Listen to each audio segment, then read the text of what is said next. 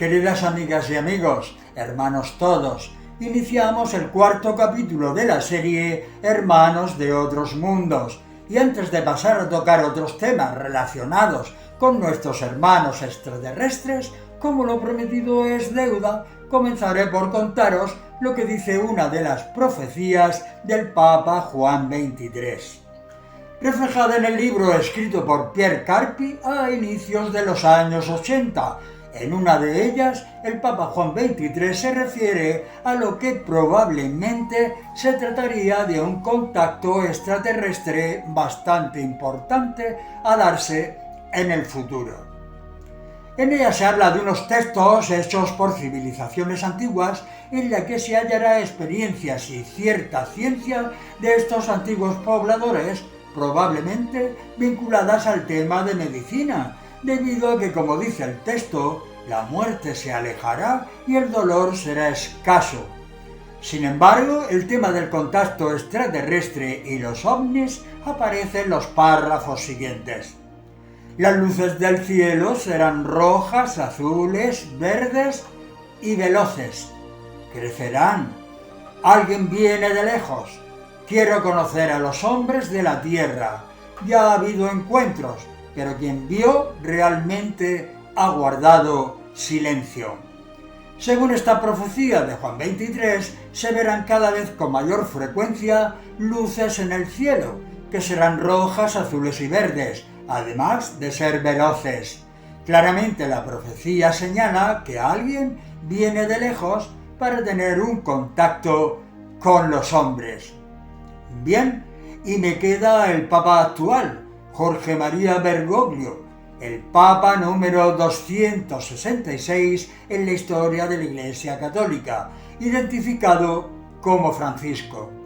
Desde Argentina llegó información confidencial en la que se aseguraba que años atrás el arzobispo de Buenos Aires mantenía largas tertulias sobre ovnis y temas paranormales, con uno de los pioneros de la investigación del tema ovni del país, don Pedro Romaniuk.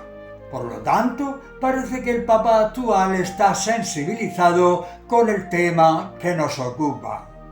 Veamos. El Papa Francisco, en la homilía de la misa que celebró el 12 de mayo de 2014 en la Casa Santa Marta en el Vaticano, meditando sobre cómo el Espíritu Santo sopla donde quiere, cuestionó lo siguiente. Si mañana llegara una expedición de marcianos, por ejemplo, y algunos de ellos vinieran donde nosotros, digo marcianos, ¿no? Verdes, con esa nariz larga y las orejas grandes, como los pintan los niños, y uno dijera, pero yo quiero el bautismo, ¿qué pasaría? Ahí lo dejo, y no hablo más del tema.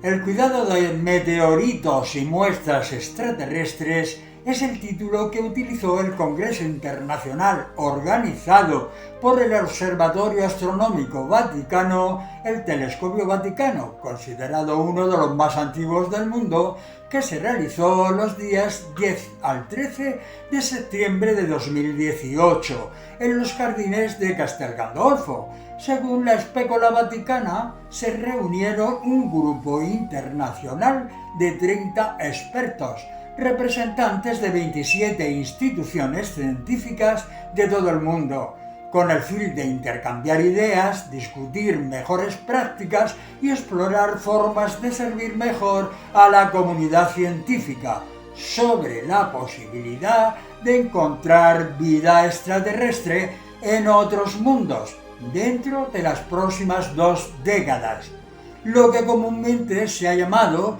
la búsqueda del hermano extraterrestre.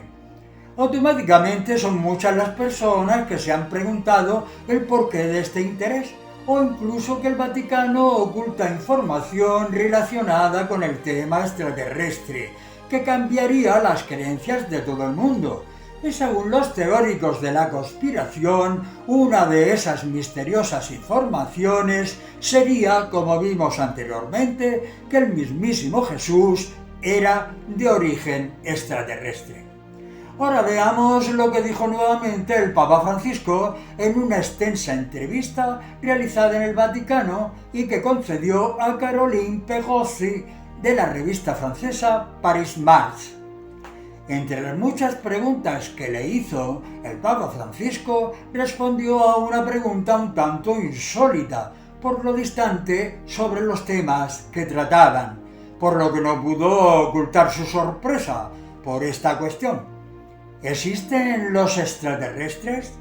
A lo que el pontífice contestó: en verdad no sé cómo comenzar a responderle. Hasta ahora el conocimiento científico siempre ha excluido que haya en el universo rastros de otros seres pensantes. En todo caso, se debe dar la palabra a los sabios, teniendo siempre en cuenta que el Creador es infinitamente más grande que nuestros conocimientos. De eso sí estoy seguro, que el universo y el mundo en el que vivimos no son el fruto del azar y del caos, sino de una inteligencia divina, del amor de un Dios que nos ama, nos ha creado, nos ha querido y nunca nos ha dejado solos.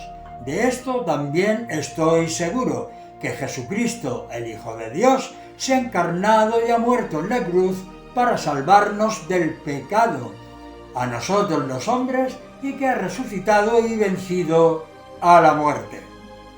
Ya veis, como siempre, ni sí ni no, sino todo lo contrario.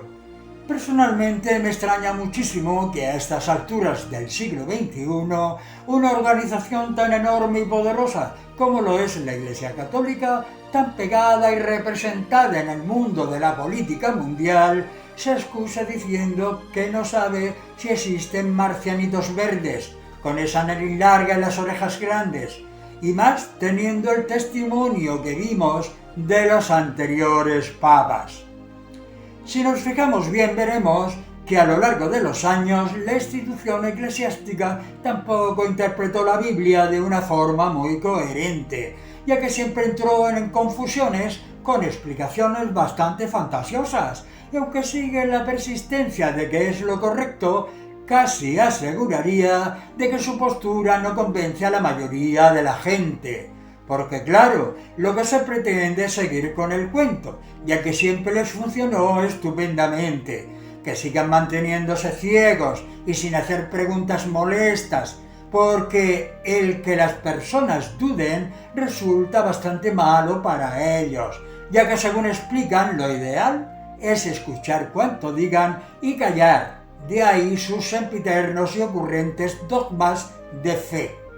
Y de nuevo me pregunto, ¿acaso está prohibido analizar, pensar, dar nuevas ideas y compartirlas con los demás? ¿No será por miedo a que esto vaya en contra de sus intereses personales y por enésima vez se conozcan sus intenciones?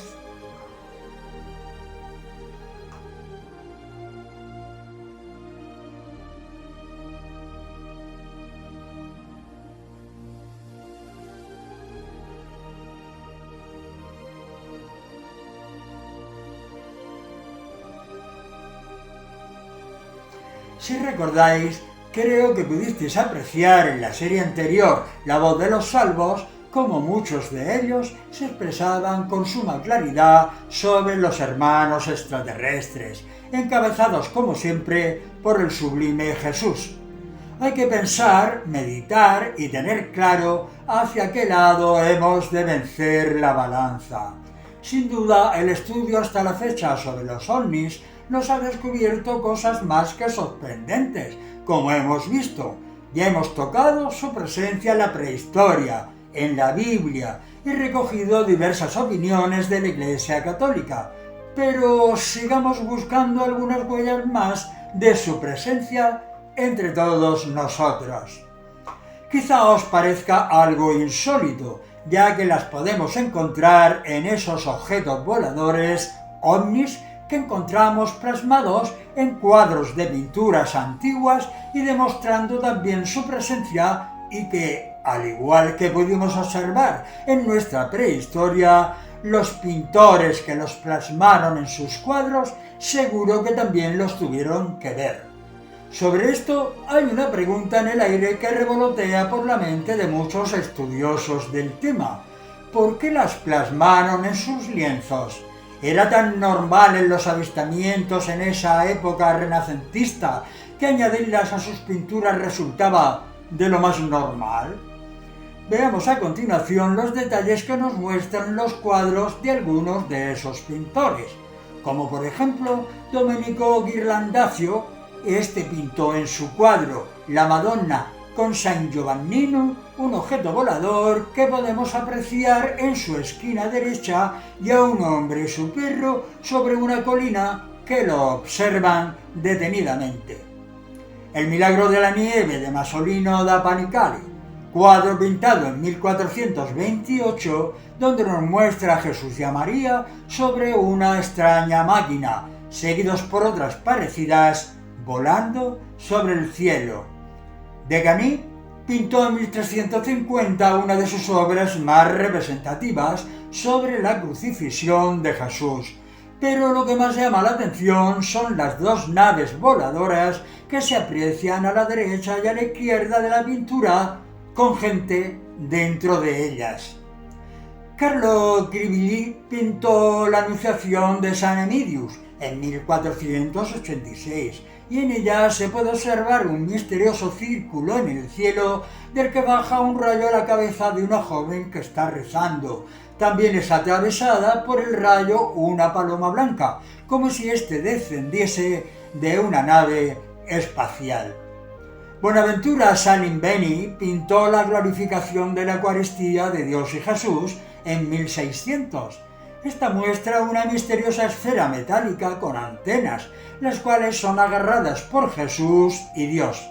Dicha esfera es sumamente parecida a los satélites que se hicieron cientos de años después, por lo que ha generado una gran polémica entre los creyentes y los ufólogos. Por ser una de las obras más importantes de Salimbeni, esta se encuentra, digamos, protegida en Florencia, en la iglesia de San Lorenzo.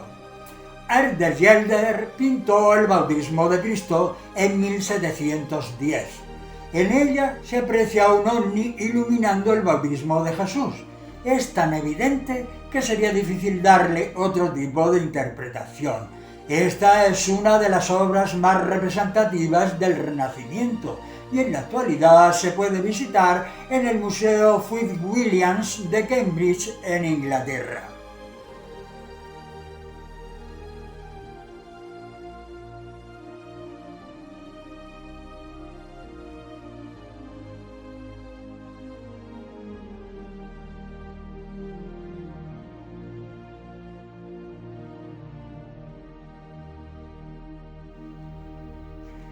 Durante muchísimo tiempo se ha estado hablando y especulando sobre los pequeños grises, por su presencia intempestiva durante la noche en dormitorios de ciertas personas, y también parece ser que son bastante recurrentes en casos de abducción, mutilación de ganado y en cualquier cosa que tenga que ver o que esté relacionada con la ufología y parapsicología.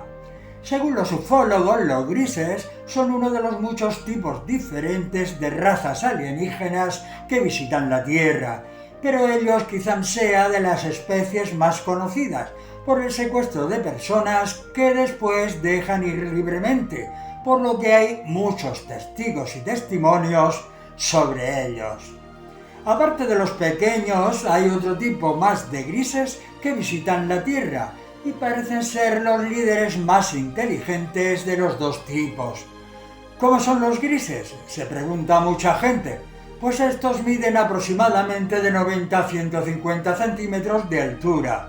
Ambos tipos tienen cabezas grandes, ojos grandes y oscuros de forma almendrada, brazos largos y delgados que sobrepasan las rodillas, igualmente que las piernas, con 4 dedos en las extremidades y tienen una boca, orificios para las orejas y 2 fosas nasales bastante pequeños, casi inexistentes, no tienen pelo y parecen comunicarse a través de algún tipo de telepatía entre sí y con los humanos.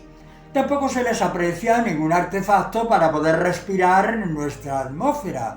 Según se dice, estos proceden de la conocida constelación de Orión. También se cree que los más altos, o sea, los que parecen ser más inteligentes, han sido capaces de lograr pactos con ciertos gobiernos para hacer intercambios que les permitan estudiar a los humanos. Y también apuntan que estos no tienen ningún tipo de sentimientos, ya que son incapaces de poder expresar cualquier tipo de emociones.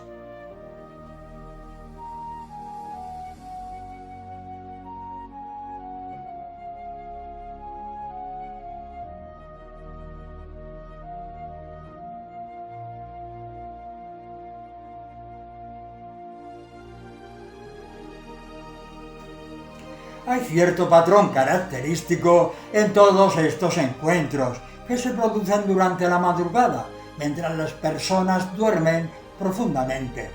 Estos penetran en el dormitorio, digamos que para estudiarlos. Ahora veamos esas características. En la mayoría de los casos, el testigo ve una luz muy brillante, a veces blanca, otras azulada, pero no pasa de esas tonalidades. Esta luz puede ingresar por la ventana o también puede emanarla los seres desde sus cuerpos físicos. El testigo no suele recordar absolutamente nada de lo que ha sucedido en algún lapso de tiempo. Por ejemplo, se despierta, ve al ser y luego amanece en la cama sin recordar nada de lo que sucedió. Por más que quiera gritar, levantarse o moverse, es completamente imposibilitado, aunque la situación no parece desesperarle, sino extrañamente siente una gran tranquilidad. En los casos de los matrimonios, alguno de los dos no se mueve para nada y duerme plácida y profundamente, sin darse cuenta de lo que está sucediendo en el cuarto. Suele ocurrir que los visitados pueden sufrir después una abundante diurésis, levantándose hasta 10 veces durante la noche para orinar. Al parecer, las personas que son visitadas por lo general suelen tener un coeficiente intelectual superior a la media y al despertarse a las pocas horas sienten un gran cansancio físico. Ellos no hacen más que estudiarnos a nosotros de una manera benevolente, sin violencia ni nada por el estilo, no como las burradas que se ven en las películas americanas, tan de moda hoy en día. Todo lo más que se han podido observar en los testigos son unas pequeñas marcas detrás de las orejas. Incluso algún caso hay de los que hacen algún tipo de sanación a la persona visitada. Y de eso os lo aseguro porque puedo dar fe de ello.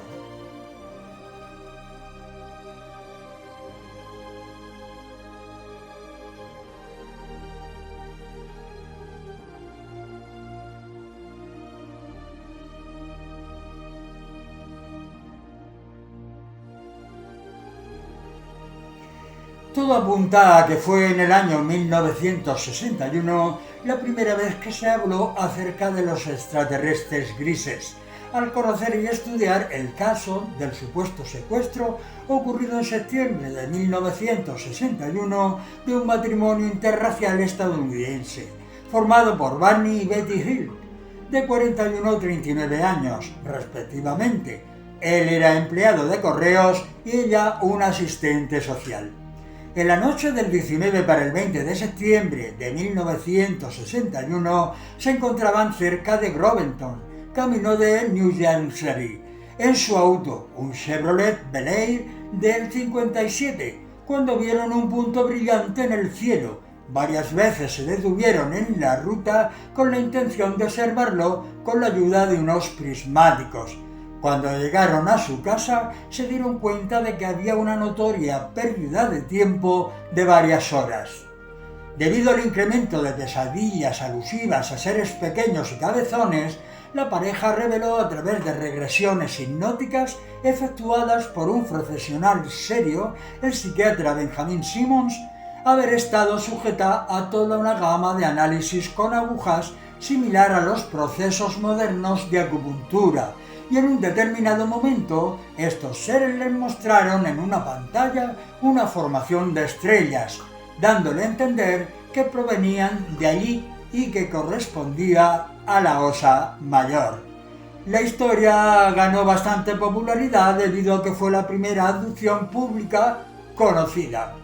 Otro caso de abducción dado por verídico ocurrió en octubre de 1973 en la localidad de Pascagoula, en Estados Unidos.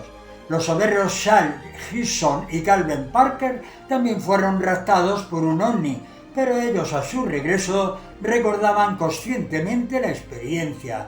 Investigados por los más importantes científicos de la época, como Allen Hynek, llegaron a la conclusión de que su caso era cierto y real. También existe algún que otro caso en que no devolvieron al abducido, como fue el caso de Rivalino Mafra, que en 1962 fue secuestrado delante de su propio hijo en Duas Pontas, cerca de la ciudad diamantina, en Brasil. Este era buscador de oro y junto con su hijo observaron la aparición en el cielo de dos ovnis luminosos que se unieron formando un solo objeto. Acercándose a donde ellos estaban, un gran haz de luz lo absorbió. Al parecer, Rivalino nunca fue hallado. Los casos de visitantes de dormitorio también son tenidos como abducciones, aunque no esté el ovni o nave presente, ya que la gente no suele recordar lo que ha pasado, si se los han llevado o devuelto después, o todo ocurre en el mismo dormitorio.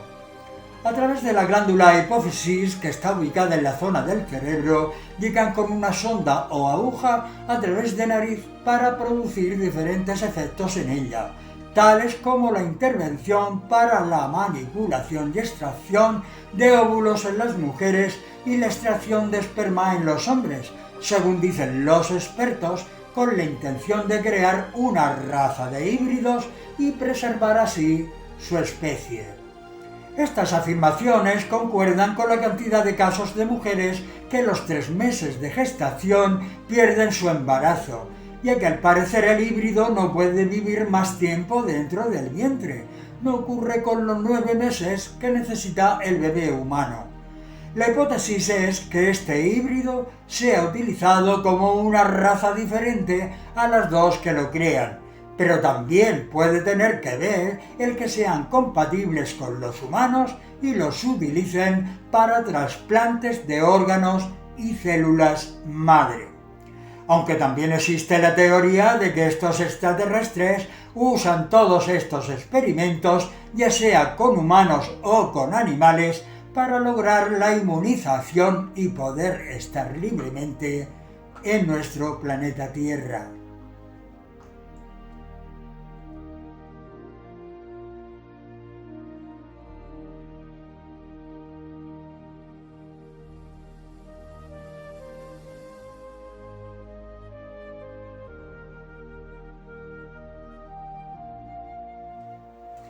Estos seres, según la teoría de ciertos expertos, también son conocidos por ser los autores de los miles de casos de mutilaciones de ganado que hay en todo el mundo y que al parecer lo hubo a lo largo de toda la historia de la humanidad. ¿Pero esto es cierto o es otro cuento más para desviar la atención de la gente?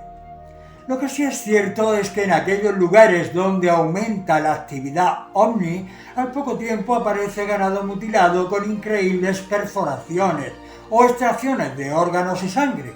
Aunque también resulta curioso que días antes los lugareños han venido observando la presencia de extraños helicópteros negros que por las descripciones pertenecían a alguna de las grandes potencias interesadas en mantener el tema oculto y confuso.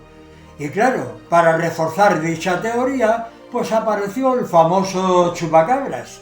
Supuestamente sería un animal presionado a salir de su hábitat del bosque, producto del crecimiento demográfico del ser humano, o también un animal mutante de los laboratorios de genética terrestres, que se escapó o que fue liberado intencionadamente, el cual ataca al ganado en general, dejando extrañas marcas. Otra explicación sería la de un híbrido monstruoso propio de las manipulaciones extraterrestres, o un extraterrestre deportado o enviado a nuestro planeta. Aunque una de las explicaciones más convincentes es que el chupacabras es un fraude convenientemente montado y que no existe como tal, y que es parte de la política de ocultamiento de los gobiernos metiéndole miedo a la gente y alejándolas así de las zonas calientes para observar los ovnis. De allí que surgieran los primeros casos en Puerto Rico y especialmente en la zona cercana al Yunque, donde se estarían haciendo experimentos militares secretos. Más que los gobiernos en sí, son los militares de los mismos los que dicen y desdicen manipulando la verdad a conveniencia propia, aunque esto suponga dejar en ridículo a sus propios pilotos, que son los que verdaderamente se encuentran con los famosos platillos volantes. Como dije al principio de la serie, serán unas pequeñas puntualizaciones para tener más o menos clara la idea sobre nuestros visitantes, pero nada más.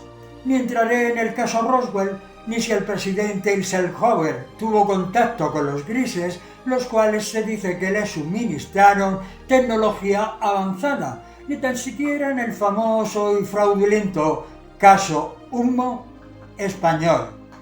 Al que le apetezca introducirse en las enjundias de todas estas historias, tiene material más que suficiente para satisfacer su gran o pequeña curiosidad.